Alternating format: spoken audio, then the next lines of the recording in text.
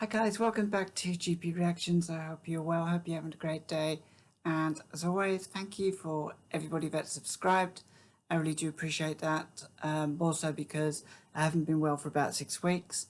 I had a crazy cold that went on for about 4 weeks.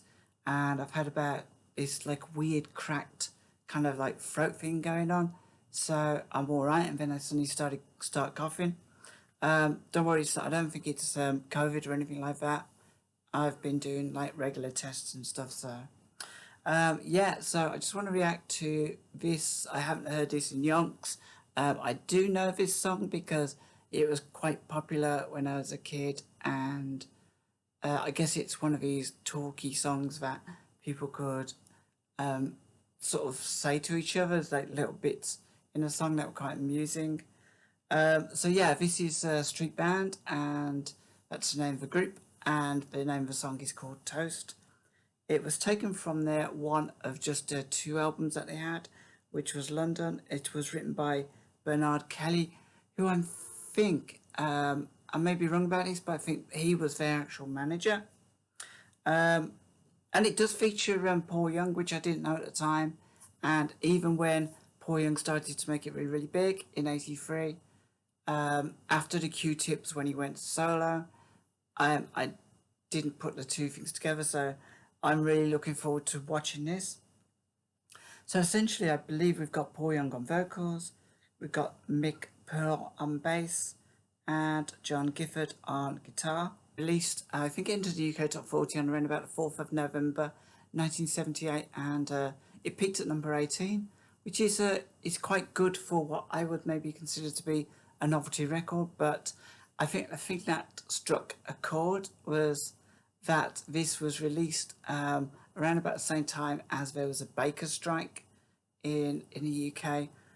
It was probably really annoying for moms and dads. I can't ever remember my mom making a big fuss about the baker strike, so I'm sure there was still bread about. There must have been local people baking, but I'm guessing they're referring to large factories that were making bread on a large quantity. So yeah, without further ado, I have never seen, I don't think I've seen this Top of the Pops performance, and I'm really looking forward to seeing what Paul Young was like when he was younger. I can see an image of him right now, but yeah, without further ado, I'm going to click play and see what this is about.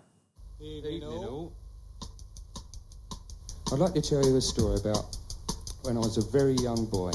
I must have been 3 or 4 months old at the time, and I didn't know what I wanted, but if I did, I wouldn't have been able to tell anybody because all I could do was gurgle.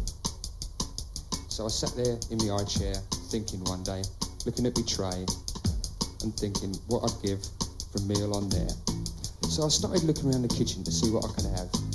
I was rubbing my eggy soldier in the head trying to think, and then I looked over in the corner and there's a yellow and white bread bin with its mouth open, just staring at me like I saw bread in there. I thought, I'll have toast, a little piece of toast. Sorry to pause it there so quickly. Just a quick question. Does anybody still use bread bins these days? I used to have a bread bin up until the 90s, and then for some reason I just started putting my bread in the fridge. Am I doing that wrong? Well, then I started getting older, and I hated this, I hated that. Expensive steak was ludicrous, and cafes couldn't cater for the finer things in life. The upper crust was not for me. I could tell that. So I'd go home, switch the kitchen light on, put the grill on, slip a slice under, and have toast. A little piece of toast. Because there's so much to choose from. There's brown bread, white bread, all sorts of wholemeal bread. It comes in funny packages with writing on the side, but it doesn't matter which one you have, because cut the crust off, have it with marmalade or butter, cheese, tomatoes, beans, banana, or chocolate if it's strange, it doesn't really matter. Oh no, it all goes with toast. A little piece of toast. I'm gonna think about it some.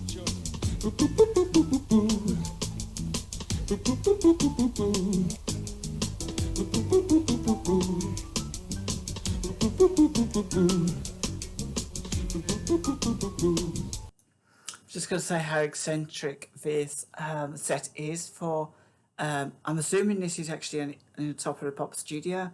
They must have spent quite a lot of money putting these sets together, because I've seen other sets a little bit like this on Top of the Pops, not very often, and it's usually just everything's usually just the band playing in the studio. So I kind of like this. It feels very British, very eccentric. I couldn't imagine a single group on earth now making a fun setup actually in the studio to perform their song. I might be wrong because I don't listen to that much new stuff, but I'm enjoying this. This is real fun, and clearly they're having a bit of a laugh doing it. Must have been so much fun, and they're actually making toast. I mean, you know, health and safety. That's toast. Just toast.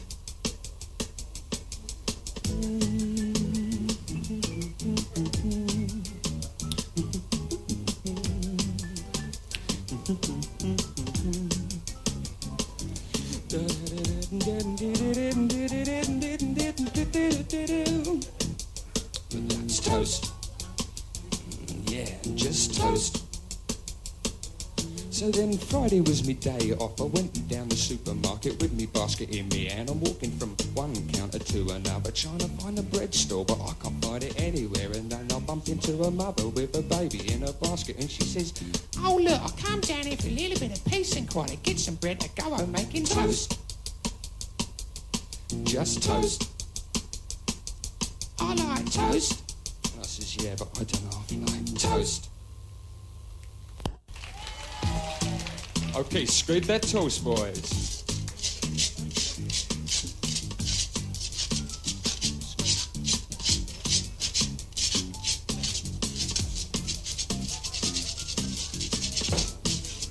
Ladies and gentlemen, that's toast.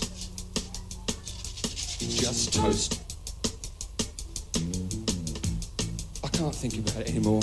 I've got to go and have some. Yeah, I must admit I'm getting a bit round off standing here as well. Take that off. Should we go and have some toast? Let's go. Okay then. See ya. Night all.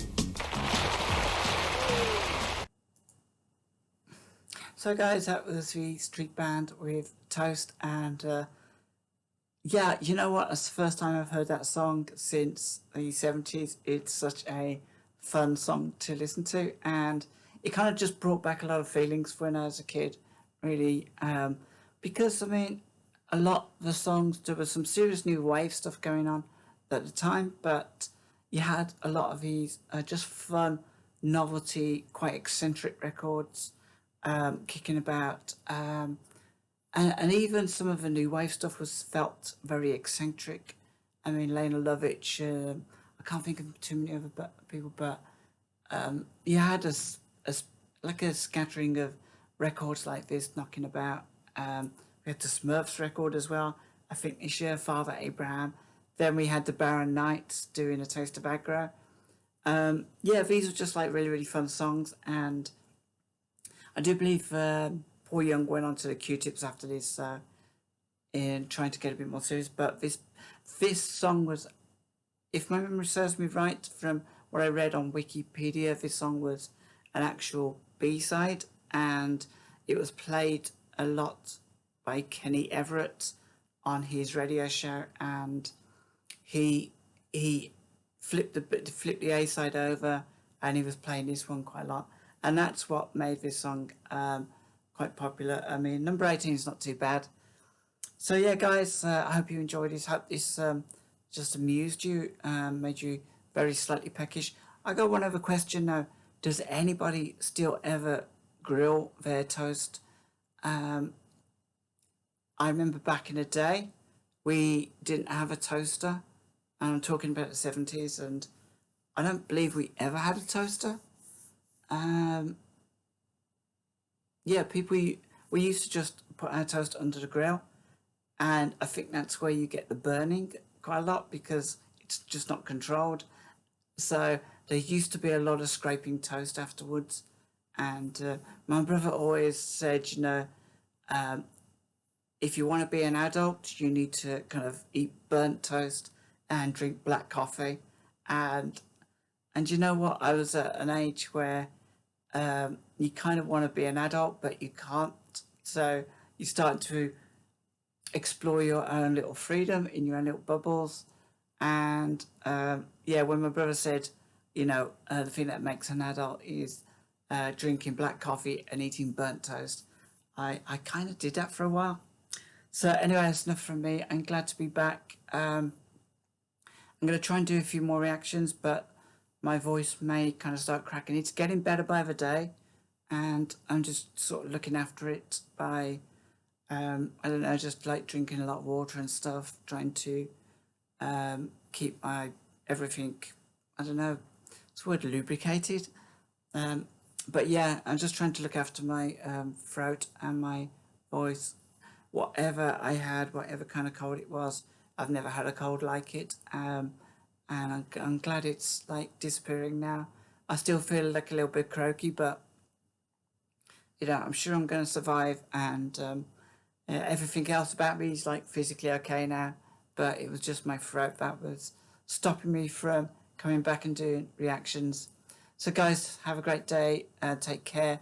If you want to drop us a comment, please join me below. And you know what? Have a great day. Have a great week.